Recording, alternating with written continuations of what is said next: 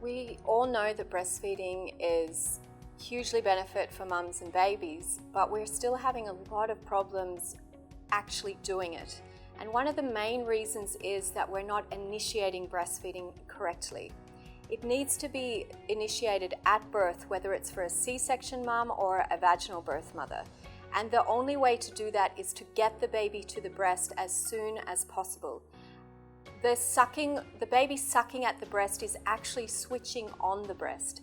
And if we don't do it as soon as possible, it is very difficult for mothers to come to full feeds. We now recommend up to 7 hours of skin-to-skin contact in the first few days after a woman has given birth. So we need hospitals to practice this with as many babies as possible. There should be no reason actually to separate a mother and baby unless there's a serious problem.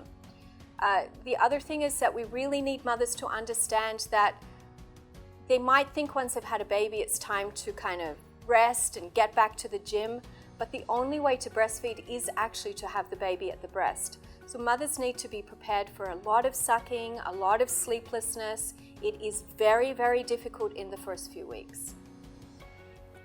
So breastfeeding initially now has started to be recognized as the fourth trimester. So there are moms who are counseled to look at this as a baby moon. So you spend the entire time with the baby and you want to keep all those visitors away who are telling you, different things and all the free advice that comes in, or do this and do that. But no, this is just time that the mother and the baby need to spend together, and skin-to-skin contact is very necessary, very immediate at birth, but it is something that can be done later as well. It's not something that should be done only at birth and then she doesn't do it again at all. So if you have sleepless nights, the baby goes to the breast. If the baby is cranky, the baby goes to the breast again. If the mom's not around, give it to the dad. It's just skin. Skin-to-skin contact helps in many ways than we know. And right now we are just looking at the beginning.